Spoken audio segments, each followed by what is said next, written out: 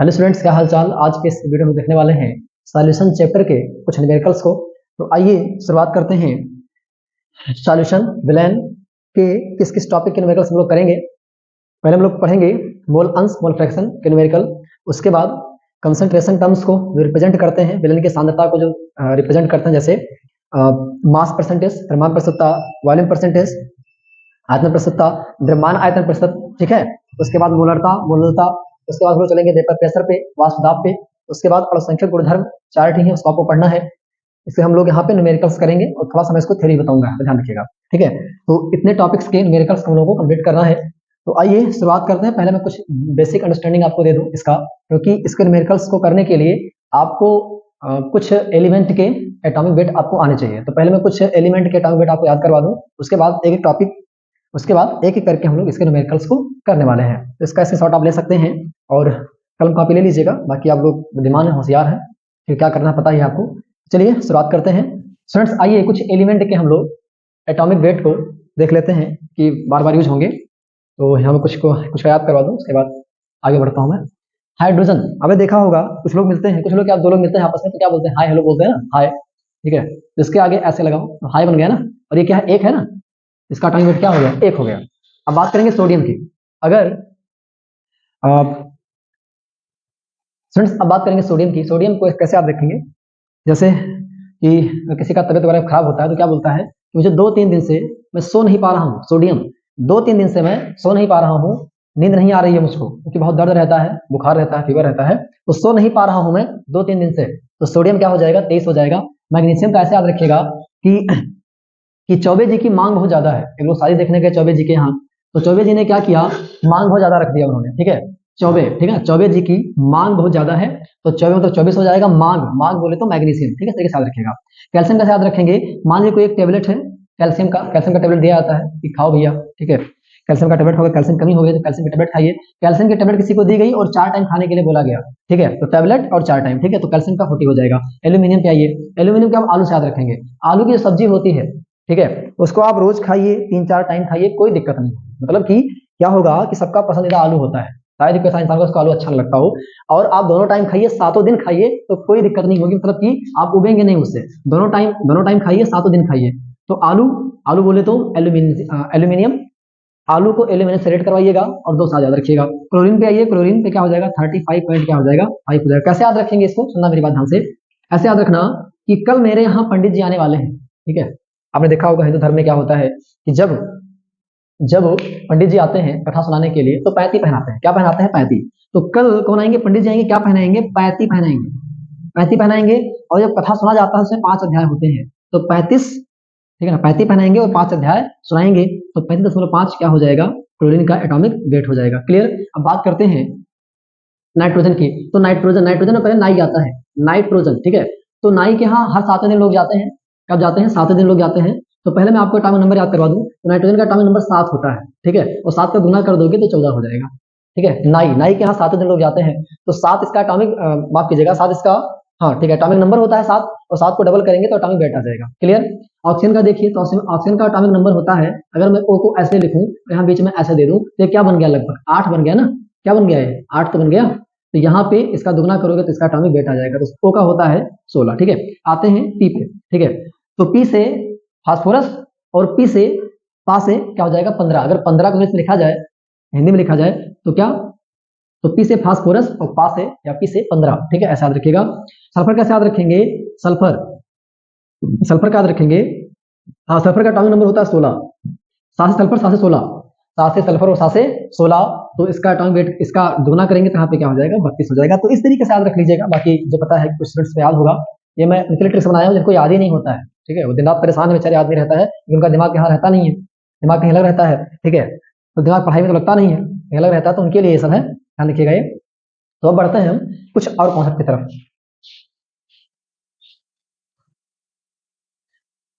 Students आइए इनका हम लोग एटॉमिक वेट निकाल लेते हैं। एटॉमिक वेट कैसे निकालेंगे हम लोग, ठीक है, आणविक द्रव्यमान कैसे निकालते हैं, सुनना मेरी बात ध्यान से। कार्बन का मैंने क्या बताया, 12 होता है, सॉरी मैं कार्बन का बताना भूल गया शायद। कार्बन का आप ऐसे याद रखेंगे, कार्बन का, कार्बन की ट्रिक याद कार्बन की एटॉमिक वेट याद करने की ट्रिक आप लोग यहाँ पे देखिए थोड़ा सा। कार्बन, कार्बन कैसे लिखेंगे, कार्बन, ठीक है। अब सुनना मेरी बात ध्यान से, यहाँ एक मात्रा लगा दो, ठीक है। और ये मात्रा यहाँ पे लगा दो, तो वहां पर आ की मात्रा और पर आ की मात्रा क्या हो जाएगा 12, क्या हो जाएगा 12। तो कार्बन नहीं छुपा हुआ है, कार्बन 12, ये यहाँ के जो दो अक्षर को उल्टा पढ़िएगा अपने आ जाएगा, ठीक है। तो ध्यान रखिए कार्बन कितना होता है 12 होता है, इस बात का ध्यान रखिएगा। और पोटेशियम का 39 होता है, ये भी ध्यान रखिएगा पोटेशियम कितना होता है 39 होता है। तो कार्बन का 12, 12 प्लस 4 गुणे 1, हाइड्रोजन कितना है 4 है ना, तो 4 गुणे 1 कर देंगे, एक हाइड्रोजन का एक हाइड्रोजन का 1 होता है, तो 4 हाइड्रोजन का 4 गुणे 1 हो जाएगा।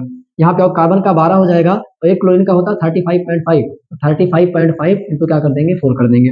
यहाँ पे आइए H2SO4, H का कितना होता है 1 होता है, तो 2 गुणे 1 हो जाएगा, प्लस सल्फर कितना होता है 32 होता है, बता चुका हूँ मैं, और ऑक्सीजन का होता है 16, तो 16 गुणे क्या हो जाएगा 4 हो जाएगा। इसको सॉल्व कर लेना, ऐड कर लेना, आप लोग होशियार है, ठीक है। हाइड्रोजन का 1 होता है, क्लोरीन का 35.5 होता है, तो इस तरीके से आप याद कर लीजिएगा इसको, मतलब कि देख लीजिएगा। कार्बन का 12 होता है, एक कार्बन है तो एक बार 12 लिखेंगे, और ऑक्सीजन 2 बार है तो 2 गुणे क्या करेंगे, ऑक्सीजन का होता है 16, तो इस तरीके से आप इसको अब याद कर पाएंगे, ठीक है। तो हमारा क्या हो गया एटॉमिक वेट हो गया, क्या हो गया एटॉमिक वेट हो गया, और माफ कीजिएगा मॉलिक्यूलर वेट हो गया, आणविक द्रव्यमान हो गया, ठीक है। इसको मोलर मास भी बोलते हैं, ठीक है ना, मोलर द्रव्यमान भी इसको बोलते हैं, ठीक है। अब हम थोड़ा बता दें आपको कि मोल कैसे निकालेंगे हम लोग किसी भी मॉलिक्यूल का, ठीक है ना, मोल कैसे निकालेंगे, तो आइए देखते हैं मोल निकालने का तरीका।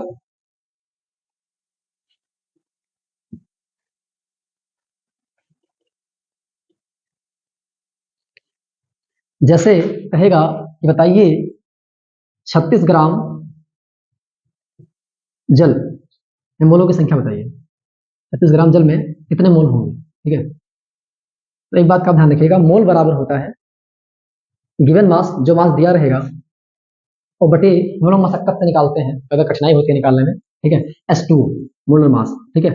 तो एक H का होता है 2, 2 गुणे 1 हो जाएगा, प्लस ऑक्सीजन कितना होता है 16 होता है, तो कितना आ जाएगा 18 आ जाएगा, ठीक है। तो यहाँ पे लिख दीजिए 18, और इसको काट दीजिए, कितना आ गया 2 मोल आ गया, ठीक है। तो 36 ग्राम जल में कितने मोल होंगे, जो यहाँ पे दिया रहे वो मास यहाँ पे रहेगा, जो यहाँ मास दिया रहेगा मास यहाँ पे रहेगा, अपान जल का जो होता है, जल का क्या होता है ये H2 इसका होता है फॉर्मूला, ठीक है। तो H2 से हम निकालेंगे इसका मास क्या होगा, ठीक है। CO2 की बात कर लेते हैं, ठीक है, CO2 की बात कर लेते हैं, 88 ग्राम CO2 में, ठीक है ना, मोलों की संख्या बताओ। तो आप क्या करेंगे, मोल मोल बराबर क्या करेंगे आप, मोल बराबर क्या हो जाएगा, दिया गया मास 88 हो जाएगा, बटे कार्बन का 12 होता है और इसका 16 होता है, तो 16 दुना क्या हो जाएगा 32, ठीक है ना, ऑक्सीजन का 16 होता है, 16 दुना 32 और 12 44 हो जाएगा, तो 44 इसको इससे काट दीजिए, कितना आ जाएगा 2 आ जाएगा। तो इस तरीके से हम लोग क्या करते हैं मोल को निकालते हैं, मोल को निकालने का एक तरीका है, ठीक है। क्या करेंगे, जो गिवन मास रहेगा उसको ऊपर लिखेंगे, और जो उसके फार्मूले से निकल करके मास आता है उसको नीचे लिखेंगे, इस बात का ध्यान रखिएगा, मतलब दिया गया मास बटे मोलर मास, ठीक है ना, इस बात का ध्यान रखिएगा, गिवन मास बटे मोलर मास। बात समझ में आ गई है। अब हम आगे बढ़ते हैं फ्रेंड्स, आइए अब हम नेक्स्ट कॉन्सेप्ट की बातचीत करते हैं। फ्रेंड्स आइए देखते हैं मोल फ्रैक्शन लोग कैसे निकालेंगे, मोल फ्रैक्शन, मोल अंश, ठीक है ना, मोल फ्रैक्शन इसको इंग्लिश में बोलते हैं, ठीक है। राइटिंग थोड़ी गंदी है, ध्यान रखना। जैसे मान लीजिए कोई मिश्रण है, कोई मिक्सचर है, ठीक है, कोई मिक्सचर है, जैसे मान लीजिए 2 कंपाउंड घुले हुए हैं, एक है ए और एक क्या है बी है, ठीक है ना। उस मिक्सचर में 2 कंपाउंड है, एक ए है और एक क्या है बी है। अब जैसे मान लीजिए आपको इन दोनों, ठीक है ना, इसका मोल से निकालना है, इसका मोल से निकालना है, तो कैसे निकालेंगे, सुनना मेरी बात ध्यान से, पहले दोनों का आप मोल निकाल लीजिए। मैंने मान लिया मोल निकाला, ए का Na आया और इसका निकाला मोल, तो क्या आया NB आया। अब हमें क्या निकालना, इसका मोल फ्रैक्शन निकालना है, तो मोल फ्रैक्शन को हम ऐसे लिखते हैं zeta, zeta A equal to क्या हो जाएगा, जो इसका मोल फ्रैक्शन होगा, जिसका पूछ रहा है उसका मोल फ्रैक्शन आप ऊपर लिखेंगे, अपान दोनों का जो, माफ कीजिएगा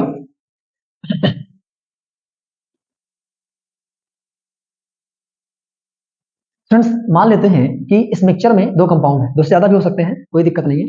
अगर 2 कंपाउंड है और इसका मोल जो है, मान लीजिए इसका मोल हमें निकाला कितना आया Na आया, और इसका मोल कितना आया NB आया, तो आपसे कोई कहेगा बताओ इस कंपाउंड का मोल फ्रैक्शन कितना होगा, तो मोल फ्रैक्शन को हम लिखते हैं जीटा से, जीटा ए इक्वल टू क्या हो जाएगा, अब जिसका मोल फ्रैक्शन पूछेगा उसका मोल आप ऊपर लिखेंगे, मान लीजिए ए का पूछ रहा है तो ए को आप ऊपर लिखेंगे और नीचे दोनों को जोड़ देंगे।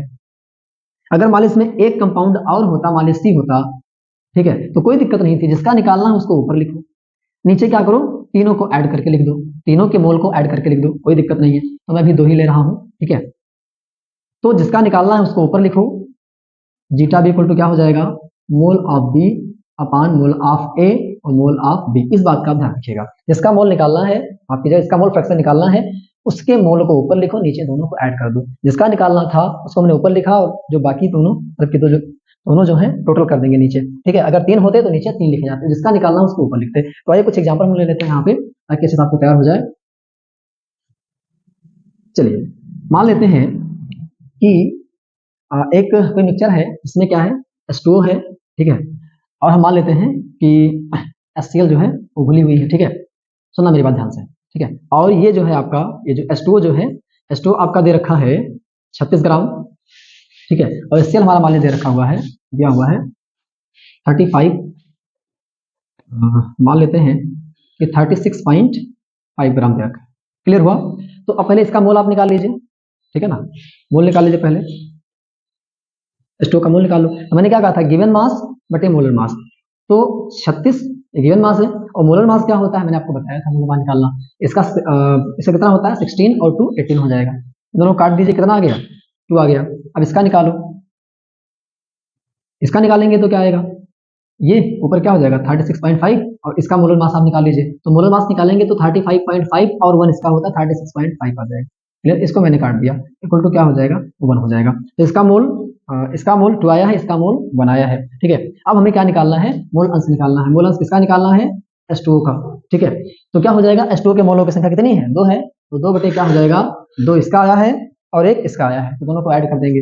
अगर हमें निकालना है HCl का, तो HCl इक्वल टू क्या हो जाएगा, 1 बटा 2 प्लस 3, माफ कीजिएगा 2 प्लस 1, ठीक है। अब सुनना मेरी बात ध्यान से, एक चीज बताना भूल गया कि जब आप मोल अंश निकालेंगे, मोल फ्रैक्शन निकालेंगे, तो जितने भी उसमें कंपोनेंट रहेंगे, जितने भी कंपोनेंट रहेंगे, उनके मोल फ्रैक्शन को आप ऐड करोगे तो 1 आएगा, इस बात का ध्यान रखिएगा। जैसे मान लीजिए यहाँ पर देखो, 2 बाई क्या दिया, 3 दिया है, और यहाँ पे 1 बाई क्या दिया, 3 दिया है। अब इन दोनों को ऐड करोगे तो 1 आएगा। देखो डिनोमिनेटर सेम है, ऊपर वाला ऐड होगा तो 3/3 क्या आ गया, 1 आ गया। ऐसे चाहे 4 हो चाहे 5 हो, सबका मोल फ्रैक्शन जो आएगा, मोल फ्रैक्शन को आप ऐड करो, 1 आना चाहिए। अगर 1 नहीं आ रहा तो समझ लो कि कुछ दाल में काला है आपके आंसर में, इस बात का ध्यान रखिएगा। तो अब आगे बढ़ते हैं, आगे बढ़ते हैं और आगे बढ़ते हैं और कुछ और नए कॉन्सेप्ट हम लोग बातचीत करते हैं। स्टूडेंट्स मैंने यहाँ पे क्वेश्चन ले लिया है, बोर्ड एग्जाम में आ चुका है क्वेश्चन, इस साल में आया होगा ये। तो यहाँ पर क्या है कि एक सॉल्यूशन है, इसमें बेंजीन 30% कार्बन टेट्राक्लोराइड में घुला हुआ है। तो इसमें हम क्या करेंगे कि पहले हम लिखेंगे विलेन, ठीक है ना। विलेन में क्या क्या है, बेंजीन है और क्या है, माफ कीजिएगा तो तरीके से लिख दो मैं इसको। बेंजीन है, विलेन है, विलेन में 2 चीज है, एक बेंजीन है, एक कार्बन टेट्राक्लोराइड है। मैं CCl4 कर दे रहा हूँ, ठीक है। बेंजीन आपका हो जाएगा 30% है बोले तो इसको 30 ग्राम मैंने मान लिया, ठीक है। ये 100% सॉल्यूशन है, ठीक है ना। सॉल्यूशन कितना 100 ग्राम है, ठीक है। तो 30 अगर बेंजीन हो गया तो CCl4 कितना होगा, 70 ग्राम होगा। क्लियर? अब ये दिया गया मास है। अब बेंजीन कितना होता है, बेंजीन का फॉर्मूला होता है C6H6 होता है, ठीक है। तो 12 × 72 और 6 78। तो मोल कैसे निकालेंगे, मोल निकाल लीजिए पहले, मोल NC6H6, ठीक है। क्या हो जाएगा, गिवन मास बटे मोलर मास, गिवन मास बटे मोलर मास कितना हो जाएगा, 12 × 72 6 78 हो जाएगा, ठीक है। और इसका क्या हो जाएगा, कार्बन टेट्राक्लोराइड का क्या हो जाएगा, CCl4, इसका क्या हो जाएगा, गिवन मास बटे, अब देखो ध्यान से, CCl4 है, ठीक है। कार्बन का 12 होता है और Cl का होता है 35.5। 35.5 को जब मल्टीप्लाई करेंगे 4 से तो कितना आएगा, 4 पंचे 20 के 0 हासिल 2, और 4 पंचे 20 2, 22 के 2 हासिल 2, और 4 12 2 14, 142 हो गया। कितना हो गया, 142 हो गया, 3 चौक 12, 120, 5 20, ठीक, 142 हो गया। 142 प्लस 12, ठीक, कितना हो जाएगा, 142 प्लस 12, 142 प्लस 12 हो जाएगा 154, ठीक है। अब इसका आ गया मोल, इसका मोल आ गया। तो आपसे पूछेगा मोल फ्रैक्शन इसका बेंजीन का क्या होगा, तो आप निकाल सकते हैं। मैं इसको थोड़ा सा मिटा दूं यहाँ पे, हाँ मिटा सकता हूँ, मिटा दूं। तो मोल फ्रैक्शन बेंजीन का क्या हो जाएगा, बेंजीन का मोल कितना दे रखा है, 30/78, ठीक है। इसे कितना दे रखा है, दोनों का नीचे लिख दो ऐड करके, प्लस, खाना बन रहा, सभी का स्वागत है, तुरंत आइए, जल्दी आइए, ठीक है। तो इसको सॉल्व कर लीजिए, आपका आंसर आ जाएगा। आप ही चाहूंगा इसको सॉल्व कर लीजिएगा, कैलकुलेटर आपके पास होगा, सॉल्व कर लीजिएगा। अगर एग्जाम में सॉल्व करना होगा तो बार प्रैक्टिस कर लीजिए अच्छे तरीके से। अब बढ़ते हैं हम नेक्स्ट कॉन्सेप्ट की तरफ।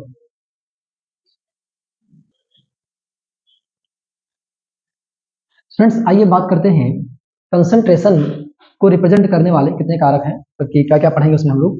तो द्रव्यमान प्रतिशत हो गया, एक आयतन प्रतिशत है, ठीक है, एक द्रव्यमान आयतन प्रतिशत होगा, एक हमारा होगा मोलरता, एक होगा मोललता, ठीक है, मोलारिटी एंड मोलालिटी। नॉर्मेलिटी भी चलो से पहले था, अब नहीं है तो उसको नहीं पढ़ाना है, और फॉर्मेलिटी भी रहता था पहले, तो फॉर्मेलिटी भी नहीं करनी है, ठीक है। तो द्रव्यमान प्रतिशतता मास परसेंटेज, इसका सिंपल सा मतलब हुआ कि थोड़ा सा बता दूं मैं यहाँ पे कि विलयन में दो चीजें होती हैं, ठीक है।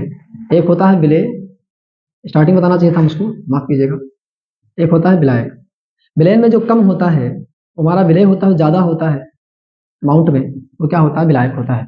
अब सुनना ध्यान से, जब द्रव्यमान प्रतिशतता की बात करेगा तो आपको करना क्या है, केवल विलयन को देखना है, विलय को देखना है, ठीक है। तो यहाँ लिखेंगे हम विलय का द्रव्यमान, विलय कितना है, जो मिलाया गया हो कितना है,